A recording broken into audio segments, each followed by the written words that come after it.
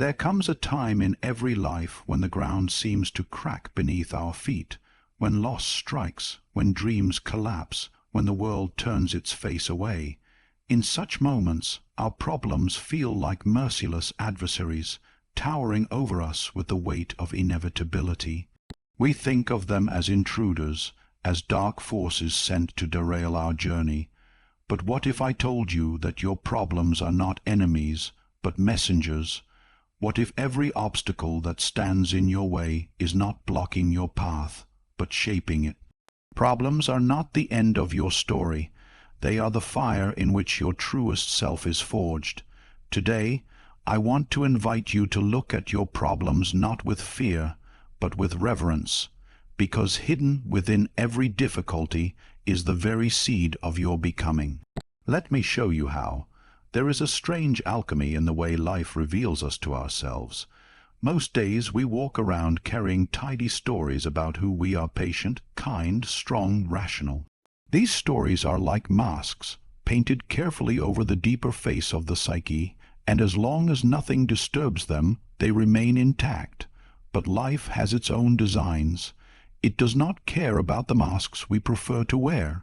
It is not interested in our rehearsed virtues or our comfortable self-images. Life hungers for something more honest from us, and it uses our problems as the instruments of revelation.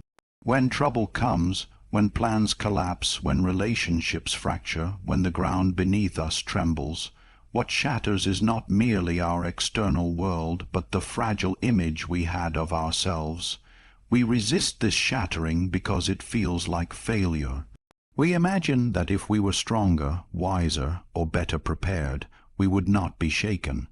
But the truth is, no one is truly known to themselves until they are shaken. What lies hidden within us sleeps until the tremors of life stir it awake. A person may spend years believing they are composed and forgiving, until betrayal strikes like lightning, and they feel rage surge through their veins like a river long dammed. Another may believe they are timid, too fragile for conflict, until they are forced to defend someone they love, and suddenly they rise, fierce and unyielding, astonished by the power that roars from their depths. There is a young teacher I once knew who embodied this paradox. She carried herself with gentleness, speaking softly, offering smiles even to those who were careless with her kindness. She believed this was her nature, that calm and composure defined her. Then she stepped into a classroom brimming with unruly children, wild with restless energy. Day after day they defied her instructions, mocked her authority, pulled at every thread of her patience. She began to tremble under the strain, doubting her worth, fearing she was unraveling. But what she discovered in that crucible was not her undoing, it was her unveiling. Beneath her quiet demeanor, she found a hidden reservoir of resilience, a spine of iron she had never touched before. And alongside it she uncovered something she feared, anger raw and untamed, waiting in the shadows of her being. This discovery did not make her weaker, it made her whole. For the first time she saw that her calmness had not erased her capacity for fire, it had only concealed it. In learning to acknowledge her anger, she also learned to guide it, to transform it from chaos into clarity, from fury into firm resolve. What she thought was her breaking point became her birthplace. The classroom that had seemed like her downfall became the forge where she met her real self for the first time. This is the strange gift of problems. They tear open the surface so the hidden depths can breathe. They are mirrors, though often dark and cracked, reflecting back to us the unfinished parts of our soul. These parts are not flaws to be eradicated, but forgotten fragments yearning to return home. They are the rejected emotions, the silenced desires, the disowned strengths we have buried to keep the peace with others or to protect ourselves from rejection. Yet they do not disappear, they wait. And when life presses hard against our fault lines, they rise, not to destroy us, but to remind us that we are far more vast, far more intricate than the narrow identities we have constructed. We live in a world that teaches us to fear what we do not understand within ourselves. We are told to suppress anger, to hide grief, to mask vulnerability, as though these were signs of weakness rather than portals to our deepest humanity. So when problems drag these forces to the surface, we often panic. We think something is wrong with me, I am falling apart.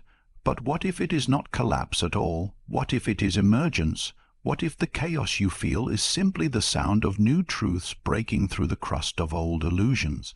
There is an ancient image of the soul as a vast underground cavern, filled with treasures and beasts alike.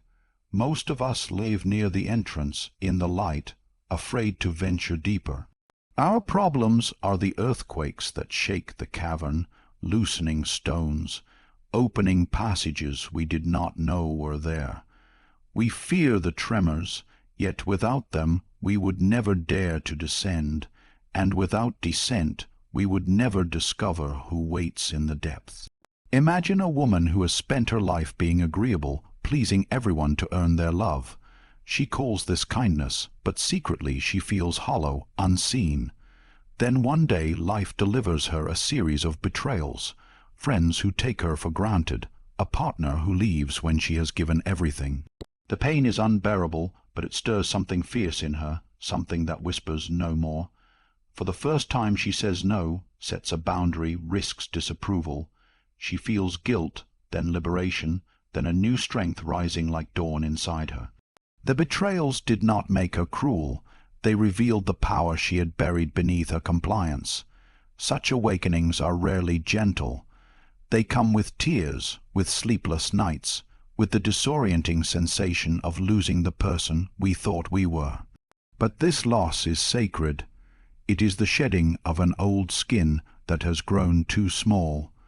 Problems are the scalpel that cuts away what is false, so the living self can breathe. They ask us to stop clinging to our comfort and to step instead into our wholeness, even if that wholeness terrifies us at first.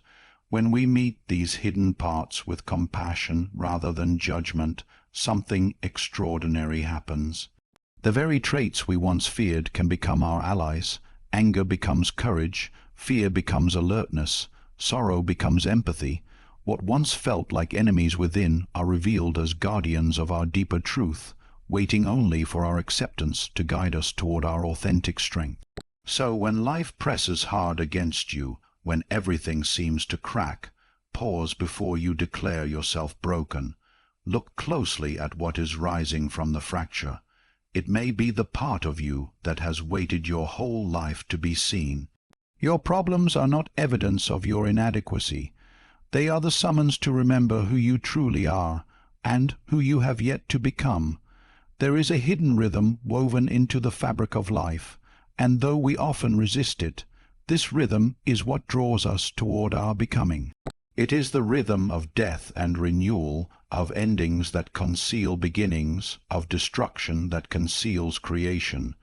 Every problem we face arrives as part of this rhythm, not as a curse, not as a punishment, but as the silent hand of life urging us beyond the boundaries of who we have been.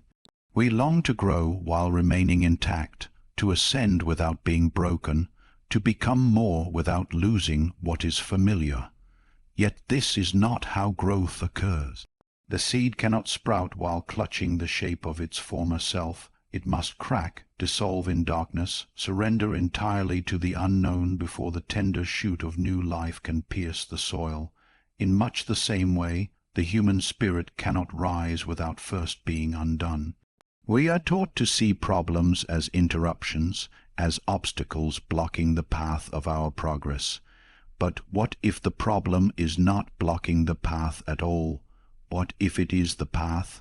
Think of how the body builds muscle, not through comfort or rest, but through resistance.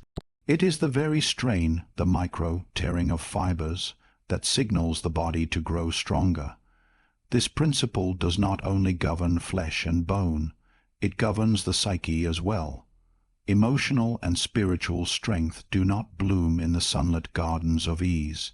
They are born in the nights when we tremble, in the hours when we are stripped bare, when the old scaffolding of certainty collapses and we are forced to build again, not from habit, but from the raw essence of who we are.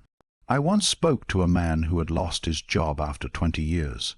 It was the role by which he measured his worth, the identity through which he introduced himself to the world.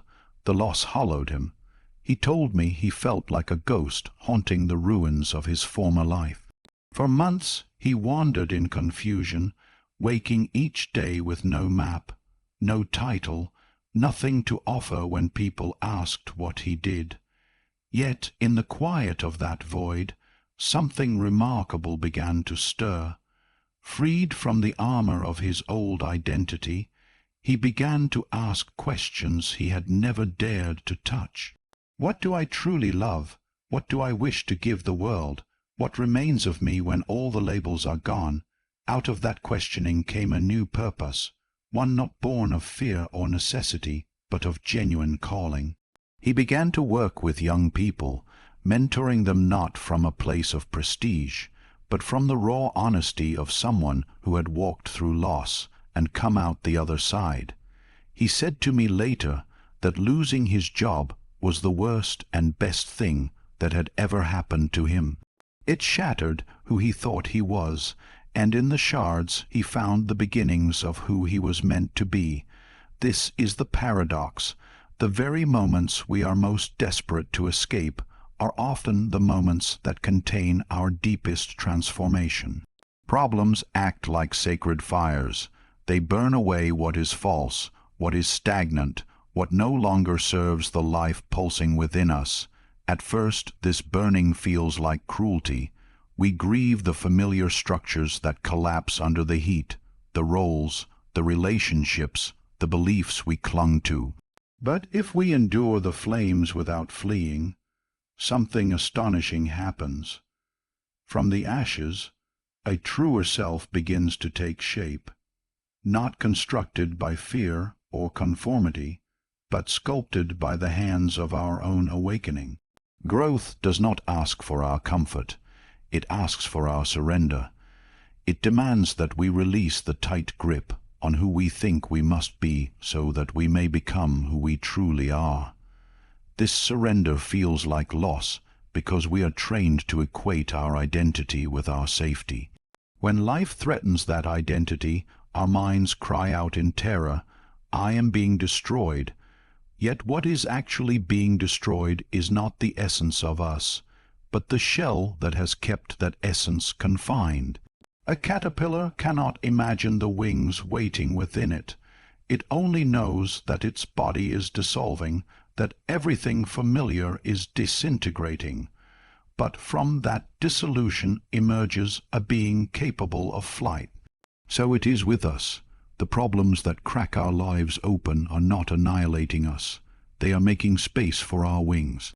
Imagine a woman who has lived her life defined by others' approval, always sculpting herself into what is acceptable, always silencing the wild, passionate voice within her because it did not fit the shape of her world. Then comes the problem, a divorce, a betrayal, a sudden loneliness that strips her of the applause she once relied on. At first it feels like death. She cannot recognize herself without their validation. But in the quiet that follows, she begins to hear something she had long buried, her own voice. It trembles at first, then grows bolder. She begins to paint again, something she had abandoned years ago. She begins to speak truths she once swallowed. The problem that shattered her former life has become the doorway to the life that had been waiting behind her silence all along. This is the strange mercy of problems. They push us where comfort never would. Comfort keeps us still, keeps us rehearsing old patterns, keeps us orbiting the same small circle. Problems fling us beyond the circle, into the uncharted. We stumble, we fall, but we also discover new terrain within ourselves, strength we had not tasted, courage we had not suspected, beauty we had not imagined. When you begin to see problems in this light, something in your posture toward life changes. You stop pleading for an existence free of struggle, and instead you begin to ask for the strength to be remade by it. You stop seeing yourself as a victim of circumstances and begin to recognize yourself as an apprentice of transformation. Every problem becomes a question. What in me is trying to awaken through this? It is not an easy path. Growth rarely feels like growth when we are in the thick of it. It feels like chaos, like collapse, like being uprooted from the soil we thought was ours. But if you look closely, you will see that the soil was only meant to hold you for a season. Roots are not chains. They are bridges to the next horizon. The storm that tears you from them is not ending your life. It is carrying you toward your next becoming. So when life resists you, when the pressure mounts and everything in you longs to retreat, remember this. The resistance is not a wall, it is the weight that builds your strength. The darkness is not the grave of your spirit, but the womb of it. The very struggle that threatens to undo you may be the force that completes you. Your problems are not here to punish you. They are here to transform you, to crack the old shell of your identity, so that the radiance within can finally break through. We spend much of our lives building the architecture of control, carefully stacking plans like stones, mapping our futures in precise lines, convincing ourselves that the world will obey the shape we impose upon it. There is a comfort in this illusion, a soothing rhythm to believing that life can be mastered by foresight and discipline. We buy calendars and write schedules, we construct routines and cling to them like lifeboats. Somewhere deep down we whisper to ourselves, if I plan enough, if I anticipate every turn, nothing will surprise me. And for a time this belief carries us, like a fragile raft over calm waters. But then come the storms, the illnesses we did not foresee, the betrayals we never imagined, the losses that split our world apart in a single day. These are the moments when our carefully drawn maps disintegrate in the rain, when life reveals its wild and untamable nature. At first, this revelation feels like cruelty. We are taught from childhood that safety is born of control, that to be worthy and responsible is to keep chaos at bay. So when problems sweep through and scatter our order like leaves, we feel as if life has turned against us, as if the universe has violated some secret pact. But the truth is far older and far deeper. We were never in control. We were only pretending to be. The control we cling to is not a law of existence. It is a fragile story the mind tells to soothe its fear of the unknown. Problems are what tear that story apart, not to punish us, but to set us free from its grip. When the illusion of control breaks, it feels as though the ground is collapsing beneath us. Yet if we stop fighting the collapse, if we stand still in the midst of it, something astonishing happens. We realize that the ground was never what held us. What holds us is not the map, but the life that moves through us, the quiet instinct that knows how to take the next breath even when we cannot see the path ahead. There is a deeper current beneath the mind's frantic need to manage everything. Problems force us into that current. They strip away our defenses until the raw pulse of our being is all that remains. And from that place we begin to discover a strength not born of control, but of surrender. Think of the climber high on a mountain. They study their route, memorizing every ledge and crevice, trusting the precision of their plan. But when the weather turns without warning, when winds howl, snow blinds the trail, and every landmark vanishes, they cannot rely on the map anymore. Their safety no longer comes from their plan. It comes from the living intelligence within them, the instincts honed through struggle, the courage that rises from their very bones. They move not because they know the way, but because they have learned to trust the force within them that can respond to the unknown. This is what problems awaken in us. They push us beyond the brittle safety of control into the living dance of adaptation. Control is rigid, life is fluid. When we cling to control, we become like frozen rivers, still glittering and lifeless beneath the surface. When problems come, they crack the ice. They let the waters move again. This movement frightens us because it feels like losing everything, but it is actually the return of life itself. The truth is, what we call control is often just fear wearing the mask of order. We try to manage every outcome not because life requires it, but because we fear that without control we will collapse. Problems expose this fear, and by forcing us to live without control, they reveal that we do not collapse at all.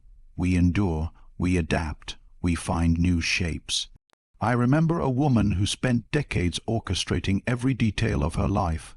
Her home was immaculate, her routines flawless, her career a straight line of planned achievements. She believed that her control was the source of her peace. But then came the diagnosis, a sudden illness that tore through her plans like fire through dry leaves. At first she unraveled, spiraling into despair. Yet over time, something unexpected happened. Stripped of her ability to manage the future, she began to inhabit the present. She started noticing small wonders she had long ignored.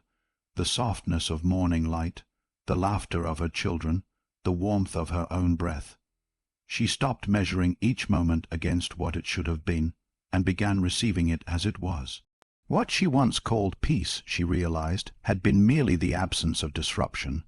What she found in surrender was something far deeper, a quiet joy that needed no control at all. This is the strange mercy hidden in problems. They break what was never real so that what is real can emerge.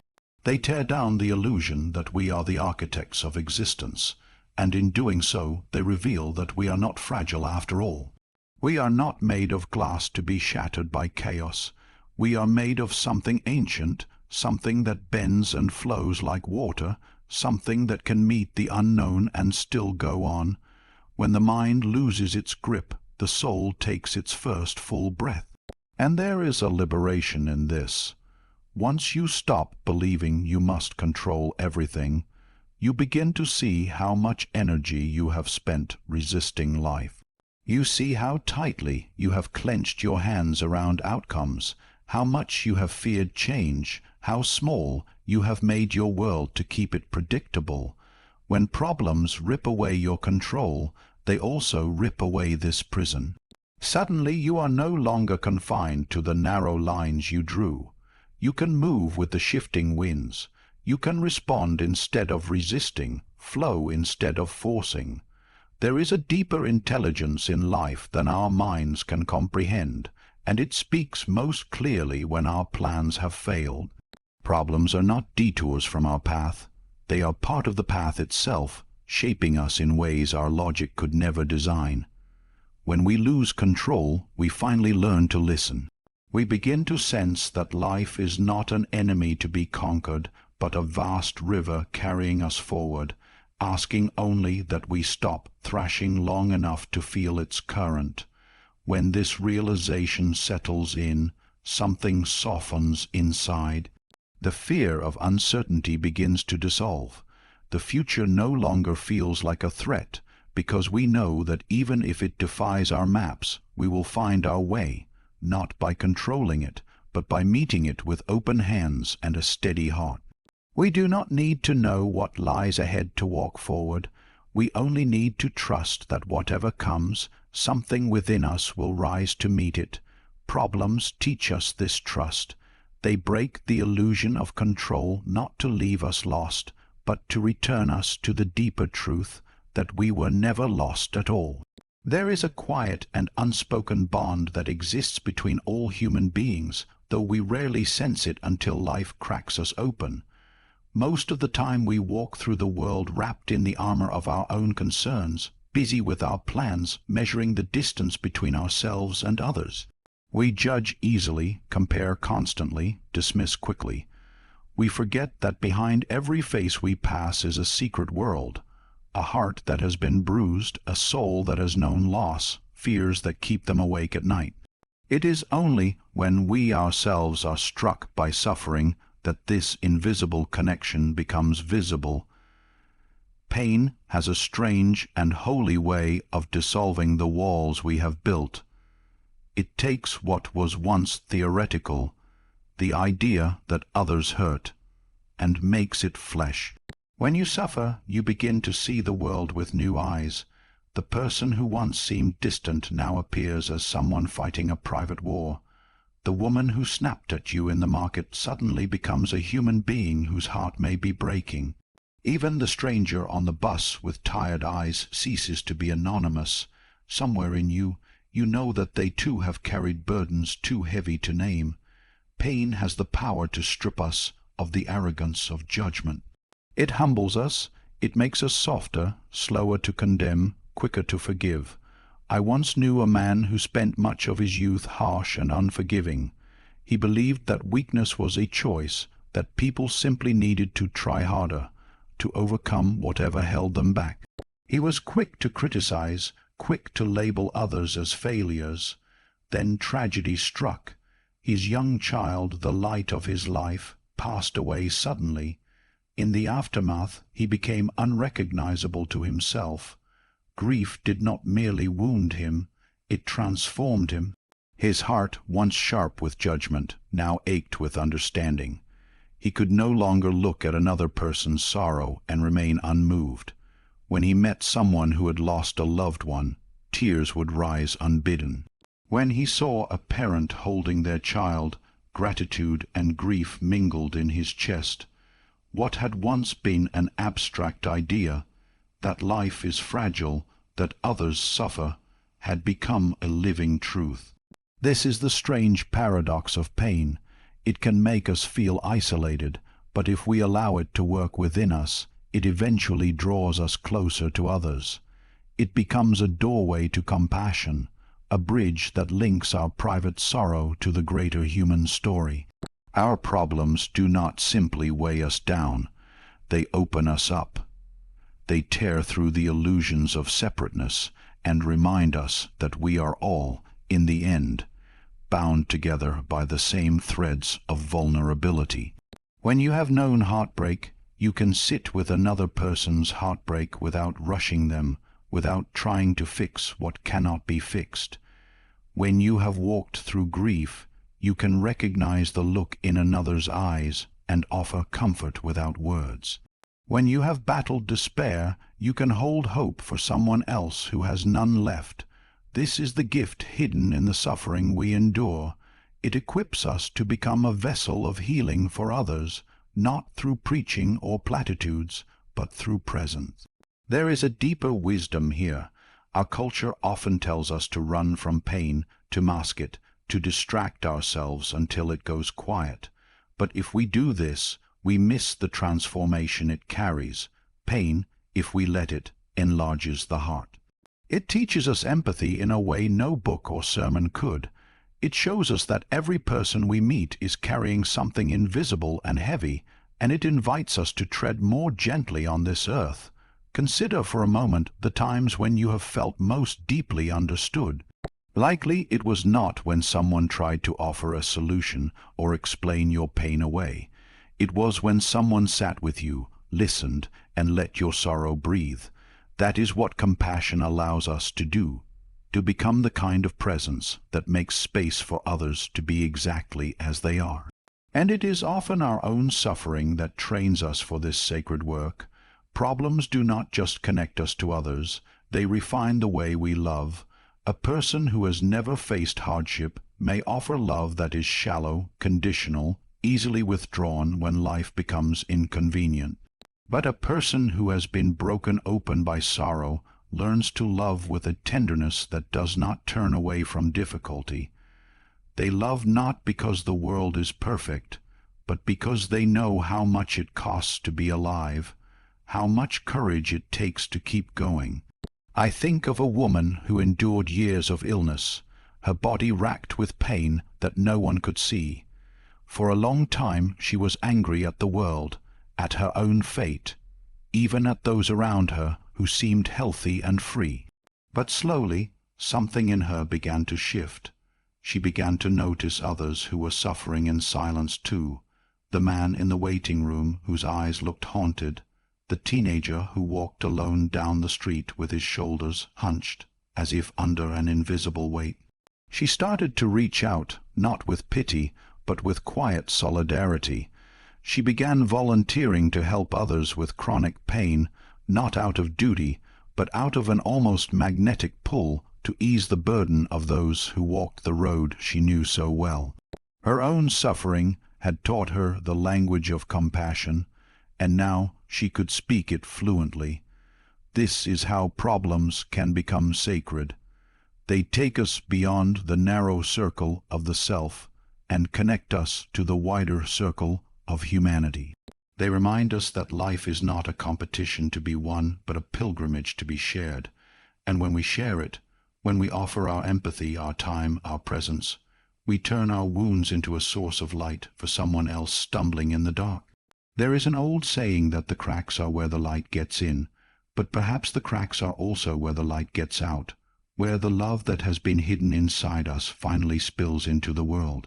Our problems are what make those cracks. They are what break us open enough to let our hearts become porous to the suffering of others. And as much as we may wish to avoid this breaking, it is often what makes us most beautifully human.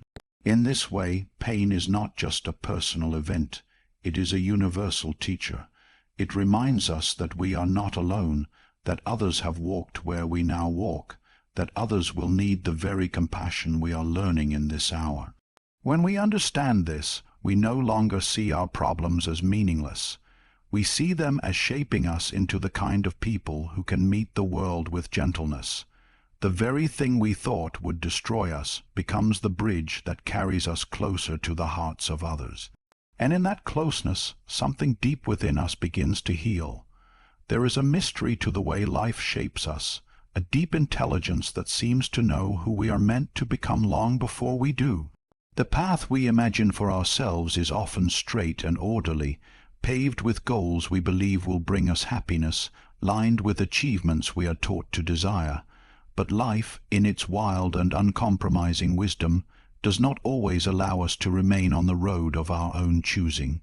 It sends storms that wash away the path we drew, obstacles that force us to turn, losses that strip us of what we thought we could not live without. At first, this feels like betrayal, as though existence itself were conspiring against us. But if we look closer, we begin to see that these very struggles, the ones we curse and resist, are not accidents at all. They are signposts pointing us toward something deeper than comfort, toward the life that is truly ours to live. Each problem that confronts us is like a hand reaching from the unknown, pulling us away from the false life we have built, the one that may look successful on the surface, but starves the soul beneath. We live so much of our lives performing roles, being who we think we must be for family, for society, for the version of ourselves we once dreamed up, and for a while this seems enough. But there comes a point when the soul begins to rebel, when it grows restless in its confinement, when it begins to send us signals that something essential has been left behind. These signals often come as problems, recurring frustrations, conflicts that keep circling back, moments of emptiness we cannot explain. Rather than asking, "Why is this happening to me?" we are called to ask, "What is this trying to awaken in me?" Consider the story of a writer who spent years struggling with depression, drowning in a darkness he could not escape. At times he wondered if life had any meaning at all. But through that long night of the soul he began to write, not polished essays or tidy reflections, but raw and honest words that bled from his heart onto the page. Those words became a book, and that book became a lifeline for countless others who had been silently suffering. His pain became the very language that allowed him to reach those who might never have been reached otherwise. His depression was not a detour away from his purpose. It was the crucible that forged it. Or think of the healer who grew up in the grip of poverty, who knew what it was to go to bed hungry, who saw the shame in her parents' eyes when they could not provide. For years she thought her hardships were curses that had kept her from the life she deserved. But as she grew, she began to feel an unshakable call to help others escape the suffering she had known. She built programs, she opened shelters, she became a voice for those whose voices were ignored. In the end, the very thing she once wished away became the fire that lit her path. These examples remind us that our burdens, as unbearable as they may seem, often conceal the seed of our destiny. The things that wound us most deeply can become the very tools by which we carve meaning from life. The heartbreak that shattered you may be what allows you to speak words of comfort to someone who believes they are beyond repair. The failure that brought you to your knees may be the moment that strips you of pride and teaches you the humility necessary to fulfill your calling. The loneliness that aches like a hollow may be preparing you to become a safe harbor for others who feel unseen.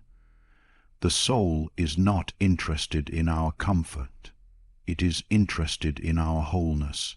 And so, it uses our problems as summonses, as wake-up calls, as invitations to leave behind what is false and step into what is real. This does not mean that the path will be easy.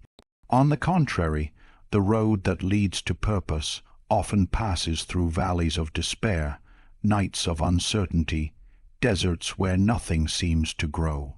But if we stay with it, if we do not turn back when the road grows dark, we begin to see that everything is connected, that the very struggles we thought were random were quietly guiding us here all along.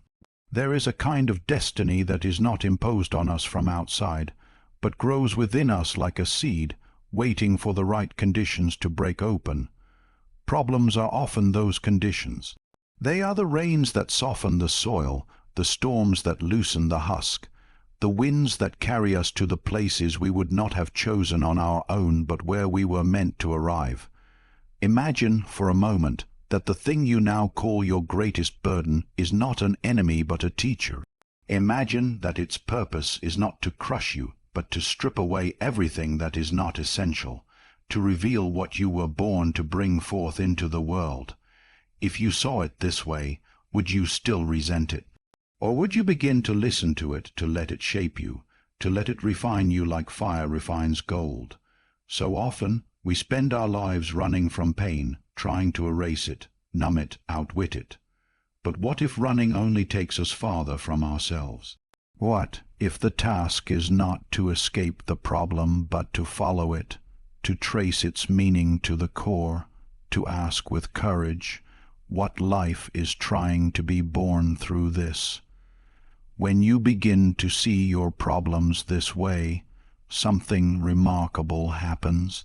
You no longer experience them as random cruelty. You no longer believe that life is against you.